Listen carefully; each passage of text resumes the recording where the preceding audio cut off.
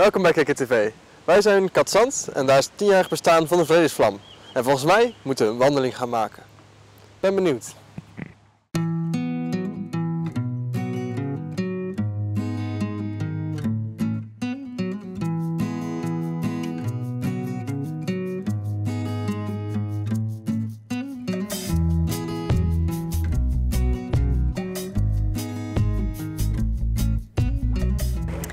We vieren vandaag het 10-jarig bestaan van de Wereldvredesvlam in Katzand.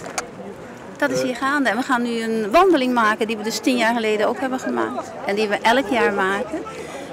Naar de kerk van Katzand waar het monument staat. En daar vindt een feest plaats. Muziek en wat hele inspirerende sprekers.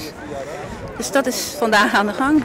Oké, en u heeft een kaars hier zo? Of een vlam? Een vlammetje. Ja, zo vervoeren we die Wereldvredesvlam. Het monument brandt natuurlijk een grotere vlam. En deze vlam gebruiken we voor onze projecten, zoals op scholen en andere dingen waar we mee bezig zijn. En die brandt altijd. Het brandt altijd? Ja, die brandt altijd. Ja. En wat betekent dat? Dat kleine vlammetje, dat is eigenlijk het vlammetje wat ieder mens in zichzelf... Het verlangen, het symboliseert het verlangen naar vrede, wat we allemaal hebben. Ieder mens wil vrede. En dat symboliseert de vlam. Oké, en u heeft ook een vlammetje in u. Ja. En wat is dat vlammetje voor jou dan, vrede? Vrede is voor mij in het klein. Voor bij mezelf te blijven. Gewoon vrede in mijzelf, in mijn gezin, in mijn werk, in mijn dorp. En mensen verbinden, proberen het samen te doen. Dat is vrede voor mij. Dichtbij, niet te groot. Oké, en wat vindt u dan ervan om hier te lopen? Ja, dat vind ik leuk. Ja. Heeft het een goed gevoel? Dat geeft mij een heel goed gevoel, ja, om iets uit te dragen van... en ik hoop elk jaar dat er wat meer mensen meelopen, dat het gaat groeien.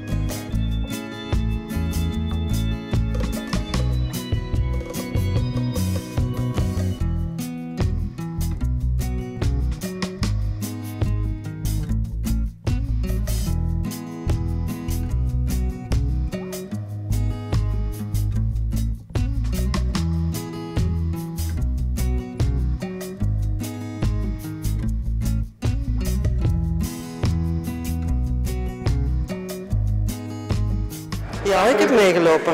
En, het is een heel mooie wandeling. Zojuist genoeg, iedereen kan er mee en echt plezant. Echt plezant. De mensen horen samen. Gevoeld dat ze stappen voor hetzelfde doel. Vrede. Ja, en wat vindt u nou van vrede? Wat is nou uw vredeswens? Mijn vredeswens, ik heb hem daar juist opgeschreven.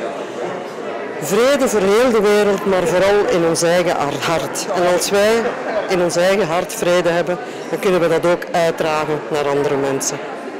Ja. Dus wij zijn een delegatie van België. We zijn hier met 10 of 11 personen, denk ik. En wij gaan dus vandaag de Vredesvlam meenemen naar Sint-Pietersrode in Holsbeek. En vandaar ook die vrede blijven uitdragen.